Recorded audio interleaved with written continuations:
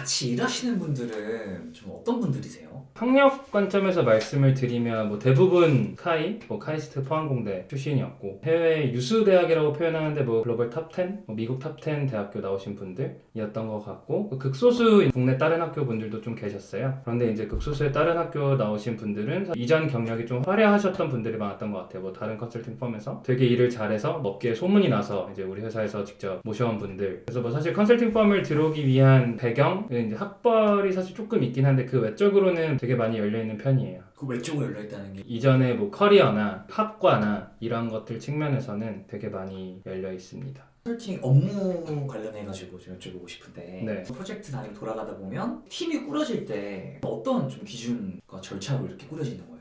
뭐 AT 커니 기준으로 말씀을 드리면 팀장들은 어느 정도 자기가 잘하는 그 산업 섹터라고 하는데 섹터가 있었어요. 그래서 뭐 소비재를 잘하는 팀장, 뭐 반도체를 잘하는 팀장, 금융 회사를 잘하는 팀장 이렇게 좀 정해져 있었고 그래서 팀장들은 그런 프로젝트가 뜰 때 이제 자동으로 좀 배정이 되는 형태였고 주니어들은 파트너 회의를 통해서 이제 리소스 배분을 해요. 뭐 A등급 한두 명씩은 꼭 넣고 B등급도 넣고 C등급도 넣고 뭐 이런 식으로 좀 골고루 팀을 배분을 해서 다양한 프로젝트 팀 간의 밸런스를 최대한 맞추려고 합니다. 주니어들도 이제 좀 선호하는 프로젝트들이 있어서 난 이거 하고 싶어요, 난 저거 하고 싶어요 하면 어느 정도 반영은 되기는 하는데 네, 기본적으로 팀 간의 균형이 좀 중요한 것 같습니다. 현업이랑 많이 협업을 많이 해야 하실 텐데 네. 하시면서 좀 힘든 점은 좀 어떤 게 있어요? 나이 때문에 사실 좀 제일 힘든 게 있어요. 그러니까 아무래도 컨설턴트들은 어리고 현업분들은 나이 뭐 40, 50대 분들인데 나이로 좀 저희를 무시하는 경우들이 가끔 있거든요. 어떡해요? 뭐 반말하고 대학생들이 정장 입고 뭐 하는 거니? 라는 식의 이제 좀 정말 최악의 클라이언트들은 어디가 그랬어요?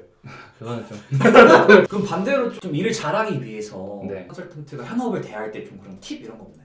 일단 그 산업에 대한 공부를 정말 많이 해야 돼요. 특정 산업에 있는 특정 회사에 대해서 뭐 자문 역할을 하는 거다 보니 저희가 잘 모른다는 티를 내면 절대 안 되거든요. 그러면 사실 고객과 컨설턴트와의 신뢰가 깨지고 그랬을 때 프로젝트가 골로 갈 수 있는 확률이 커지기 때문에 클라이언트 페이싱 하기 전에 최대한 이 산업에 대한 공부를 많이 해야 되고요. 두 번째로는 지식을 기반으로 뭐 기싸움에서 좀 밀리지 않도록 좀 하는 것이 중요한 것 같습니다. 그리고 지금은 또 승아님이 현업부에 계시잖아요. 좀 차이가 어떠신 것 같아요? 정말 많이 다른데 그러니까 첫 번째로는 구성원이 되게 많이 달라요. 예전에는 되게 비슷한 고민을 하는 사람들이랑 일을 하다 보니 일은 많고 힘들어도 팀워크는 좋았던 것 같은데 지금은 되게 많이 다른 분들과 되게 다양한 배경을 가진 사람들과 일을 하다 보니 그 맞춰가는 데 있어서 좀 어려움이 있어서 그리고 업무의 형태도 되게 좀 다른 것 같습니다. 컨설팅은 루틴한 업무가 없었는데 이제 아무래도 현업에 오니 루틴 업무가 좀 생겼고 그 루틴한 업무는 루틴 없는 업무대로 해야 하고 플러스 새로운 프로젝트가 뜨면 그 프로젝트도 해야 되고 오히려 멀티태스킹이 되게 중요한 것 같더라고요. 컨설팅은 하나의 일만 오래 하면 되는데 여기는 많은 일들을 동시다발적으로 수행을 해야 되다 보니 오히려 더 어려운 것 같아요 저는 지금. 그러면 컨설턴트로서 구체적으로 어떤 일을 좀 하시는 거예요?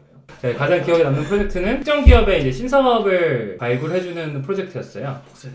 팀장님이 사실 이제 일을 이제 받으면 이 일을 뽀개요. 근데 저희는 뽀갠다라고 하는데 이제 특정 A라는 고객한테 B라는 신사업을 하세요라고 말하기 위해서 거쳐가야 되는 수많은 이제 질문들이 있잖아요. 그것들을 뽀개는 거예요. 그래서 예를 들어 뭐 A라는 회사가 이러한 역량을 갖고 있다. 근데 이러한 역량을 기반으로 할 수 있는 신사업들은 뭐뭐뭐가 있다. 이런 신사업들의 시장은 이렇다. 그리고 여기 시장 내 경쟁 현황은 어떠하다. 뭐 이런 식으로 굵직굵직한 질문들이 크게 나오게 되는데 팀장님이 그리고 팀원들 같이 좀 협의를 통해서 키 퀘션이라고 하는데 KQ라고 해요. KQ, 키 퀘션.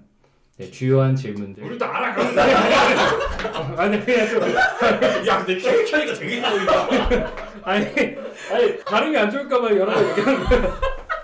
오케이. 네, 키 퀘션들을 이제 좀 도출을 하고 키 퀘션 덩어리별로 모듈이라고 부르는데 모듈 분배를 합니다. 모듈 하나당 뭐 컨설턴트 시니어 한 명, 뭐 주니어 한 명 페어로 들어가게 돼서 프로젝트를 수행을 하게 됩니다.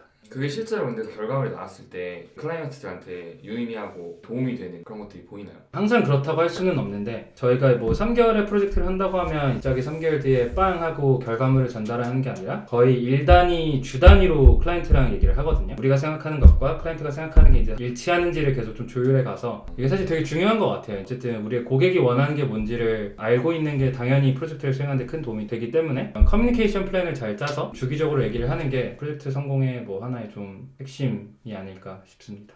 좀 컨설턴트를 좀 취업을 준비하시는 분들께 전직 컨설턴트로서 좀 조언을 해주신다면 좀 어떤 게 있을까요? 개인적으로 컨설팅을 그냥 정말 첫 커리어로 가져가는 거에 대해서는 엄청 추천을 드리고 싶고요. 왜냐면은 일을 많이 하는 만큼 일을 좀 빨리 배울 수 있고 하나를 보고 그냥 지나치지 않고 되게 많이 고민을 하다 보니 그 3년을 하고 나면 나도 모르게 일을 잘하는 사람이 되어 있는 것 같아요. 그래서 다른 회사를 가더라도 업계를 떠나서 다른 산업을 가더라도 인정받고 일할 수 있는 훈련소 같은 곳인 것 같고요. 그 다음에 입사를 하기 위해서 조금 조언을 드리자면 입사를 할 때 크게 두 가지 면접을 봐요. 핏 면접, 케이스 면접. 이거 한 6차례 정도 보거든요, 세트로. 핏 면접이라고 하면 내가 얼마나 컨설팅에 부합하는 사람인가에 대한 검증에 관한 면접이고요. 두 번째로 케이스 면접은 이 사람이 얼마나 논리적으로 사고를 하는가에 대한 거예요. 그래서 핏은 사실 핏대로 좀 내가 고민을 하면서 준비를 하면 되는 부분이고, 케이스 같은 경우가 스터디를 통해서 좀 준비를 할 수 있는 부분인 것 같아요. 보통 2개월 정도의 케이스 스터디를 하거든요. 컨설팅을 준비하는 친구들 4명이서 모여서 비즈니스 케이스를 풀어보는 연습들을 해요. 입사를 하기 위해서 반드시 필요한 건 아니지만